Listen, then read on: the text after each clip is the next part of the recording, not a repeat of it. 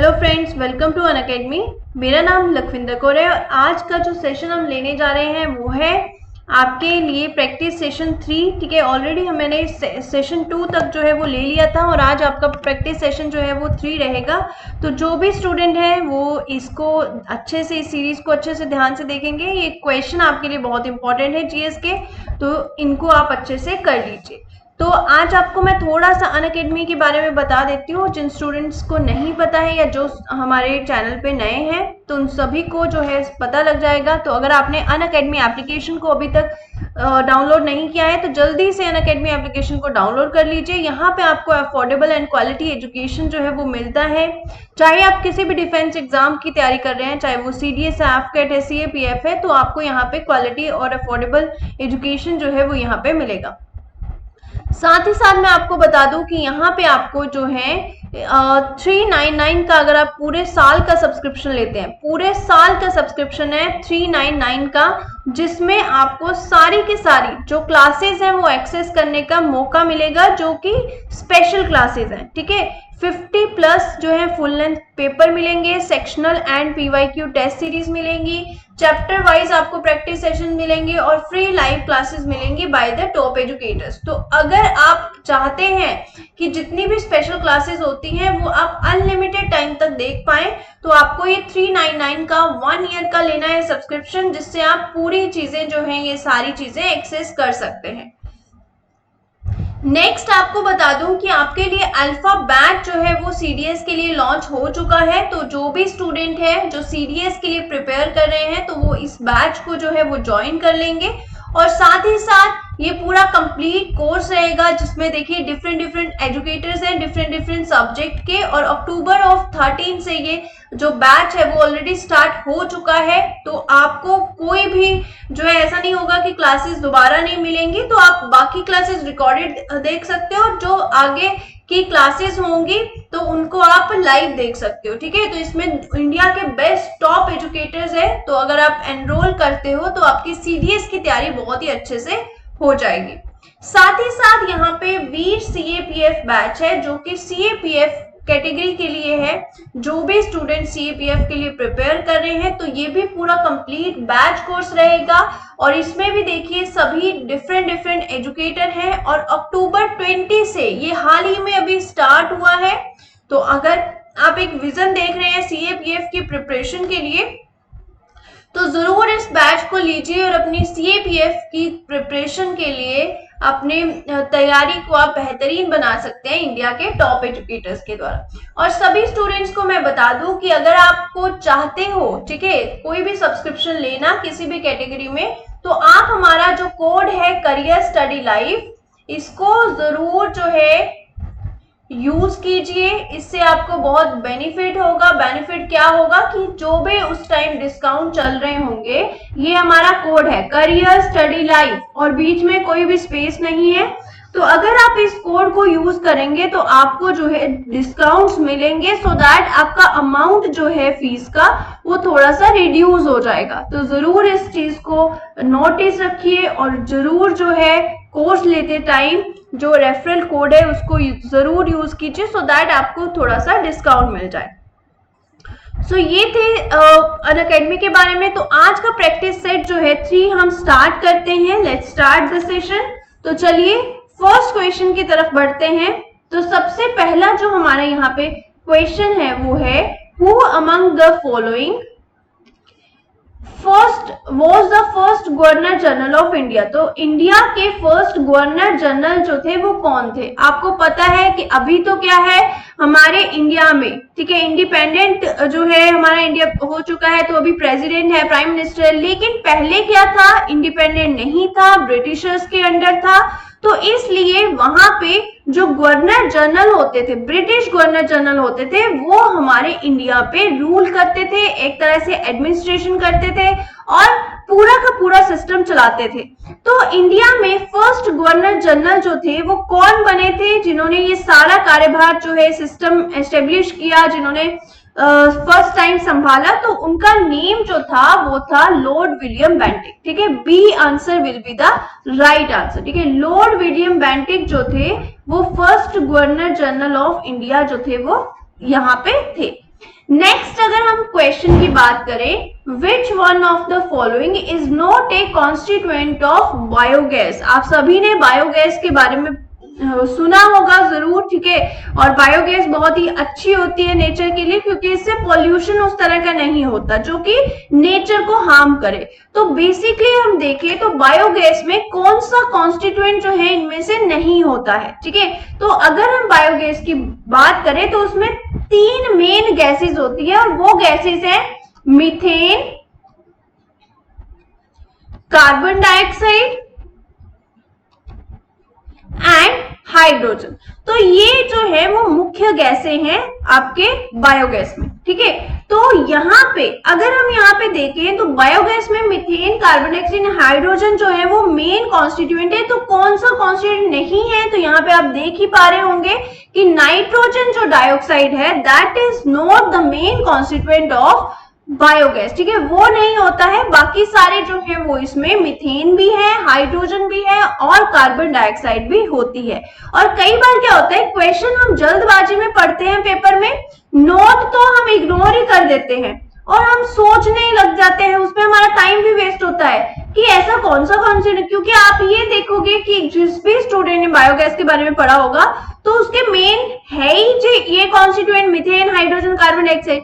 तो क्वेश्चन को आपने ध्यान से पढ़ना है सो दैट कि आपका टाइम पेपर में वेस्ट ना हो, ठीक है। नेक्स्ट क्वेश्चन की तरफ चलते हैं। तो next question is, in which one of the following sessions was the Indian national Congress split into moderates and extremist. तो वो कौन सा सेशन था इंडियन नेशनल कांग्रेस। देखिए सबसे पहले तो मैं आपको बता दूं कि ये जो इंडियन नेशनल कांग्रेस है ये पार्टी जो है वो 1885 ईस्वी में बनी थी, 1885 में बनी थी। ए.ओ. ह्यूम ने इसकी जो है एस्टेब्लिशमेंट की थी। और साथ ही साथ बता दो कि वो कौन सा सेशन था जिसमें INC, Indian national Congress, moderates and extremist में विभाजित हो गई थी। तो वो सेशन था द 23rd सेशन। और वो कहां पे हुआ था, वो हुआ था the option C is right, Surat में। जो सेशन 23rd नंबर वाला सेशन था सूरत में हुआ था, उसमें जो इंडियन नेशनल कांग्रेस है वो 2 भागों में विभाजित हो गई थी, जिसमें मॉडरेट्स थे और एक्सट्रीमिस्ट थे, ठीक है। तो ये आपको पता होना चाहिए। नेक्स्ट है आपके पास, bar is a unit of which of the following. तो बार जो है वो बेसिकली किसका यूनिट है। पेपर में जितनी भी क्वांटिटीज होती है, फिजिकल क्वांटिटीज, इनमें से क्वेश्चन आपका बन जाता है कि ये यूनिट किसका है या इसका यूनिट क्या होता है। तो सभी को मैं बता दूं कि बार जो है that is the unit of pressure. और 1 बार जो है वो इज इक्वल टू होता है 10⁵ पास्कल। और पास्कल और बार दोनों ही किसके यूनिट है, प्रेशर के यूनिट है। तो बार जो है that is having the unit pressure, ठीक है। तो सी इसमें राइट आंसर रहेगा। नेक्स्ट आपका क्वेश्चन है, who among the following was the founder of Muslim league. ठीक है, मुस्लिम लीग जो बनी थी उसके फाउंडर जो हैं वो कौन से हैं। तो सबसे पहले मैं बता दूं कि मुस्लिम लीग बनी कब थी। तो ये बनी थी 1906 ईस्वी में। और साथ ही साथ मैं ये भी बता देती हूँ कि बनाई क्यों गई थी। तो बेसिकली जो मेन पर्पस था मुस्लिम लीग बनने का वो था कि जो इंडिया के मुस्लिम लोग हैं उनको सेफ गार्ड प्रोवाइड करना, उनको एक सेफ्टी, एक सेफ जोन प्रोवाइड करना बेसिक इसका उपलक्ष्य था। उनके लिए, उनके राइट्स के लिए कुछ ना कुछ रूल्स बनाना। तो मुस्लिम लीग की शुरुआत 1906 में हुई थी और किसके द्वारा की गई थी। तो इसके फाउंडर थे, right answer is the option D, Aga Khan. ठीक है, और जिन भी स्टूडेंट्स को पता है आंसर, वेल एंड गुड, और ट्राई कीजिए कि आप कमेंट सेक्शन में आंसर जो है वो जरूर दें। नेक्स्ट क्वेश्चन है, which one of the following causes the chikungunya disease. तो वो कौन सी चीज है इनमें से, क्या वो बैक्टीरिया है, क्या वो प्रोटोजोन है, क्या वो हेलिमिंथिक वर्म है, या फिर वायरस है जिसकी वजह से चिकनगुनिया होता है, जिसको हम चिकन पॉक्स के नाम से भी जानते हैं। तो इसका जो राइट आंसर आएगा that is the option D, that is virus. ठीक है, वायरस जो है चिकनगुनिया का मेन कॉज है, ठीक है, तो ये आपको पता होना चाहिए। नेक्स्ट है which one of the following vitamin help in clotting of blood. तो क्लॉटिंग ऑफ ब्लड जो होता है उसके लिए कौन सा विटामिन जो है, किस विटामिन की कमी से वो होता है, ठीक है, तो यहाँ पे जो राइट आंसर रहेगा that will be the option D, vitamin के, ठीक है। विटामिन के अगर अधिकतर या फिर सही मात्रा में हो तो क्लॉटिंग ऑफ ब्लड जो है वो नहीं होता है, ठीक है, तो के is the right answer. Next है कि the Thomas cup is associated with, जो थॉमस कप है वो कौन सी गेम से संबंधित है, तो इसका आंसर क्या रहेगा। तो मल्टीपल टाइम ये क्वेश्चन पेपर में भी आ चुका है, मैंने भी आपको बहुत बार करवा दिया है। तो थॉमस कप जो है वो बेसिकली किस स्पोर्ट से रिलेट करता है, वो रिलेट करता है बैडमिंटन से, ठीक है, तो C is the right answer. Next question is which one of the following glands in the human body store iodine? very important question, ये क्वेश्चन मल्टीपल टाइम आपको पेपर में आ चुका है कि कौन सा वो ग्लैंड है ह्यूमन बॉडी में जहां पे आयोडीन जो है जिसमें स्टोर रहता है, तो वो जो ग्लैंड होता है that is the option B, thyroid, ठीक है। थायराइड में जो है आपका बेसिकली आयोडीन स्टोर रहता है, और साथ ही साथ आयोडीन से रिलेटेड मैं और एक क्वेश्चन आपको बता देती हूँ कि डेफिशिएंसी ऑफ आयोडीन, अगर डेफिशिएंसी ऑफ आयोडीन हो तो कौन सा जो है आपको डिजीज होता है, तो दैट नेम इज गॉइटर, ठीक है, तो इसकी कमी से गॉइटर डिजीज हो जाता है। और ये ह्यूमन बॉडी में कहां पे आयोडीन स्टोर रहता है, तो वो है थायराइड, तो ये आपको पता होना चाहिए। नेक्स्ट है India's first integrated defence communication network DCN has been launched in which of the following cities. तो ये जो डिफेंस कम्युनिकेशन सिस्टम नेटवर्क है इसको सबसे पहले कहां पे एस्टेब्लिश किया गया, तो ये थी हमारी इंडिया की राजधानी दैट इज न्यू दिल्ली, ठीक है। The first integrated defence communication network जो है वो कहां पे लगाया गया, वो लगाया गया न्यू दिल्ली में। नेक्स्ट है बुक नेम जो है बहुत ही इंपॉर्टेंट रहता है, बहुत बार पेपर में पूछ लिया जाता है, अप्रोक्सीमेट आप लगा लो कि एक क्वेश्चन तो यहां से जरूर बनता है। जो बुक है the mind of the terrorist and the psychology of terrorism from the IRA to al Qaeda has been authored by whom, तो ये किसके द्वारा ये बुक जो है वो लिखी गई है, तो इसका जो राइट आंसर होगा that is the option D, Jerrold M Post, ठीक है, जेरोल्ड एम पोस्ट के द्वारा जो है इस बुक को लिखा गया है, तो इसका राइट आंसर होगा ऑप्शन डी।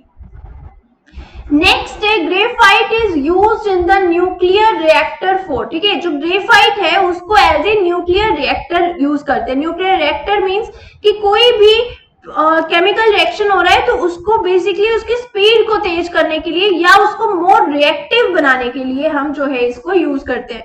तो वो किस में यूज होता है, तो इसका जो राइट आंसर रहेगा that will be the option A, reducing the speed of the fast neutron, ठीक है, फास्ट न्यूट्रॉन्स की स्पीड को रिड्यूस करने के लिए ग्रेफाइट को न्यूक्लियर रिएक्टर के रूप में यूज किया जाता है।